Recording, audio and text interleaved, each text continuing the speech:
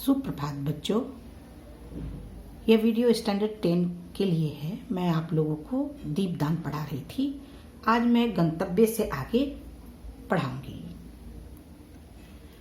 उदय सिंह जो है वह नृत्य देखना चाह रहा था और पन्ना धाय से बार बार आग्रह कर रहा था कि वह जो है नृत्य देखने के लिए चले, लेकिन पन्ना जो कहती है कि देखो, मैं नृत्य देखना नहीं चाहती हूँ क्योंकि मुझे अच्छा नहीं लगता है। इस पर पन्ना कहती है कि तुम अच्छे हो, तुम तो चित्तौड़ के सूरज हो, महाराणा सांगा जी के तुम छोटे कुंवर हो। सूरज की तरह तुम्हारा जो है उदय हुआ है। जिस प्रकार से सूरज जब उदय होता है तो वह अंधकार को दूर भगा देता है, उसी प्रकार से तुम्हारा भी उदय हुआ है। अभी तो तुम्हारा नाम कुंवर उदय सिंह रखा गया है। उदय सिंह हंसकर कहता, अच्छा यह बात है, पर क्या रात में भी सूरज का उदय होता है? मैं तो रात में भी खेलता हंसता रहता हूँ। पन्ना कहती है कि दिन में तुम चित्तौड़ के सूरज हो कुंवर, और रात में तुम राजवंश के दीपक हो, महाराणा सांगा के कुल दीपक हो। तुम महाराणा सांगा के उत्तराधिकारी हो, इस कुल के एकमात्र दीपक हो। इस पर उदय सिंह कहता है कि कुल दीपक कहीं तुम मुझे दान ना कर देना। यहाँ पे कुल दीपक उदय सिंह के लिए कहा गया है। धाय माँ, वे नाचने वाली लड़कियां तुलजा भवानी की पूजा में दीपदान करके ही नाच रही है। वे दीपक छोटे से कुंड में कैसे नाचते हैं धाय माँ? वह मचलते हुए स्वर में धाय माँ को बताता है और कहता है कि धाय माँ, तुम भी चलो ना उसका दीपदान देखने। वह जो है दीपक किस प्रकार से उस कुंड में नृत्य कर रहा है वह बार बार कहता है, लेकिन पन्ना कहती है मैं इस समय कुछ नहीं देखूंगी कुंवर। उदय सिंह इस बात को सुनकर वह रूठ जाता है तो कहता है, जाओ, मैं भी नहीं देखूंगा। मैं उदय सिंह भी नहीं बनूंगा और कुलदीपक भी नहीं, मैं कुछ भी नहीं बनूंगा। इस पर पन्ना कहती है, रूठ गए कुंवर, रूठने से राज्य वंश नहीं चलते। ये जो लाइन है, रूठने से राज्यवंश नहीं चलते, इस पंक्ति में जो निहित भाव है कि छोटी छोटी बातों पर अगर राजा महाराजा रूठने लगे तो उनके लिए शोभनीय बात नहीं है, क्योंकि ऐसी बातों के लिए उसके पास समय कहाँ होता है। यहां पर जो है धाय माँ पन्ना ऐसा इसलिए कहती है क्योंकि वह कुंवर उदय सिंह को दिन में चित्तौड़ का सूरज और रात में राजवंश का दीपक कहती है। वह कुंवर को महाराणा सांगा का कुलदीपक मानती है। इसलिए जब कुंवर एक जिद्दी बच्चे की तरह पन्ना से वहां जाने के लिए जिद करते रहते हैं तो पन्ना उन्हें मना कर देती है कि इस तरह के रंग में उनका जाना उन्हें शोभा नहीं देता है। ऐसा करना उनके पद के अनुरूप नहीं है। इसके बाद वह जो है कहती है कि तुम्हारे कपड़े भी धूल में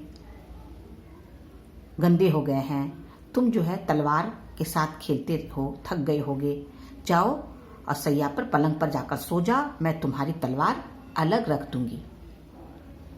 उदय सिंह इसको सुनकर वो रूठ जाता है और कहता है कि मैं तलवार के साथ ही सो जाऊंगा। पन्ना कहती है, अभी वह समय नहीं आया कुंवर, तुम तो चित्तौड़ के रक्षा के लिए, जब ऐसा समय आएगा तो तुम्हें तलवार के साथ भी सोना पड़ेगा, लेकिन अभी वो स्थिति उत्पन्न नहीं हुई है। उदय सिंह बड़े रूखे स्वर में कहते हैं कि तुम्हें तलवार से डर लगता है, जो बार बार तलवार रखने के लिए तुम कहती हो। पन्ना कहती है कि तलवार से डर, चित्तौड़ में तलवार से कोई नहीं डरता कुंवर। जैसे लता में फूल खिलते हैं ना, अगर लता से फूल को अलग कर दिया जाए तो वह फूल का कोई अस्तित्व नहीं रहता है और उसके बिना उसकी उत्पत्ति भी नहीं होती है। तो चित्तौड़ के हर नागरिक उन्हें तलवार से डर नहीं लगता है। वैसे ही जहाँ वीरों के हाथों में तलवार खिलती है और वीर चमकती है, उदय सिंह कहता है कि अब मेरा मन जो है तुम बहलाने लगी हो। तुम नाच देखने नहीं चलती तो मैं भी अकेला चला जाऊंगा। मैं जाता हूँ। और जाने के लिए कोशिश करता है, तैयार होता है। पन्ना कहती, नहीं कुंवर, तुम अभी रात में अकेले नहीं जाओगे। चारों तरफ जहरीले सर्प घूम रहे हैं। यानी जहरीले सर्प यानी शत्रुघ्न। किसी समय भी वो तुम्हें डस सकते हैं। उदय सिंह कहता है, सर्प? कैसा सर्प? पन्ना कहती है, तुम नहीं समझोगे कुंवर, जाकर सो जाओ। थक गए होगे, भोजन के लिए मैं तुम्हें जगा दूंगी। उदय सिंह कहता है, नहीं माँ, आज ना तो मैं भोजन करूंगा और ना ही मैं अपनी शैया पर सोऊंगा। और प्रस्थान के लिए वह तैयार हो जाता है। पन्ना रोकते हुए कहती है, सुनो सुनो कुंवर। कहती, चले गए? कुंवर का रूठना भी मुझे अच्छा लगता है, मना लूंगी। नाच गान पेज नंबर 86 देखिए। दीपदान, इसी में चित्तौड़ की रक्षा होगी। चित्तौड़ में बहुत हो चुका और अब तो बलवीर का राज्य है। पन्नाधार को ऐसा लगता है कि राज्य चलाने के लिए उसे जो है चित्तौड़ की रक्षा के लिए वह नृत्य ना देखे, क्योंकि यह राज्य जो है बलवीर का है। वह कुछ भी कर सकता है। उसकी मनसा क्या है वह नहीं जानती है। नुपुर नाद करते हुए एक किशोरी का प्रवेश। घुंघरू की आवाज के साथ एक किशोरी वहां पर आती है और किशोरी कहती है, धाय माँ को प्रणाम। इस पर पन्ना पूछती है, कौन? किशोरी कहती, मैं हूं पन्ना, रावल स्वरूप सिंह की लड़की। कुंवर जी कहाँ है? पन्ना बताती है कि वह थक गए हैं, वह सोना चाहते हैं। सोना कहती, सोना चाहते हैं तो मैं भी तो सोना हूं। और वह अट्ठास करती, जोर से हंसती है। उसकी हंसी को सुनकर पन्ना कहती है, चुप रह सोना, कुंवर जी रूठ कर सोने चले गए हैं। तुम लोग कुंवर जी को नाच गाने की ओर खींचना चाहती हो ना, ताकि तुम्हारे नाच गान में वह जो है तल्लीन हो जाए।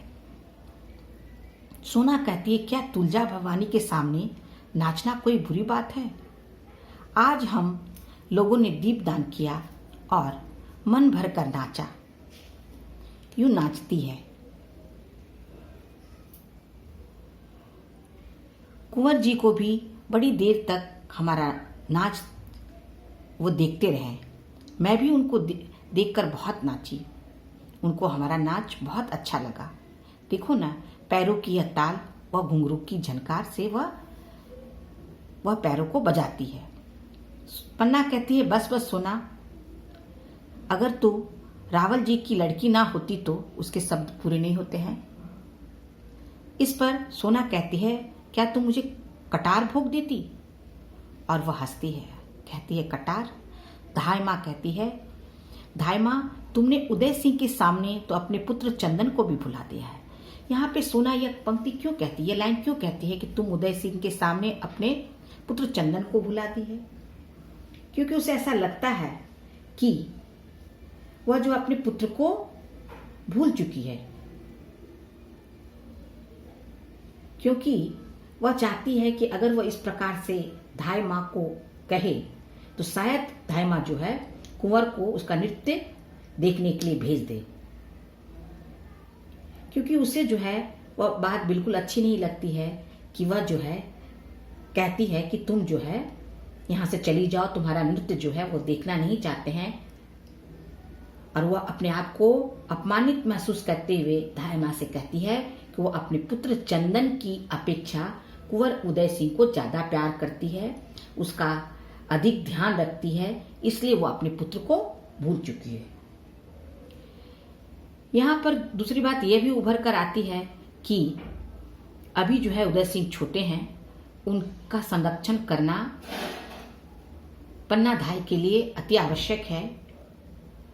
इसलिए शायद पन्नाधाय जो है अपने पुत्र से ज्यादा देखभाल जो है कुंवर उदय सिंह का कर रही है। इसलिए सोना ने पन्ना को यह वाक्य कहा। तुम्हारा मातृत्व में उदय सिंह ऐसे समाये हैं जैसे कटार को अपने हृदय में रखने के लिए मयान ने अपना हृदय खोखला कर दिया हो।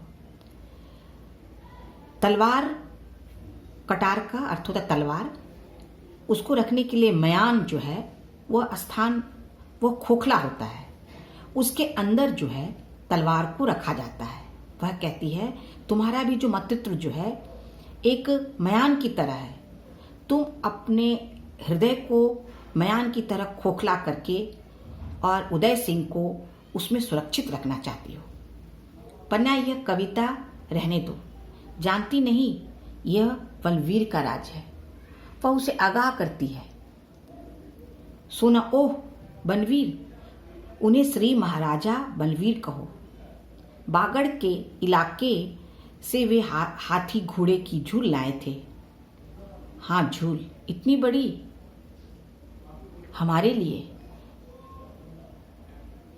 भी तो वे एक ऐसा रेशम की झूल लाए थे, उन्हें सिर से ओढ़कर नाचने का से ऐसा लगता है जैसे मक्की के जाले में आर पार चंद्रमा की किरणें थिरक रही हो। मैं आप लोगों को यहाँ तक पढ़ाई हूँ। धन्यवाद। आगे मैं नेक्स्ट वीडियो में बताऊँ।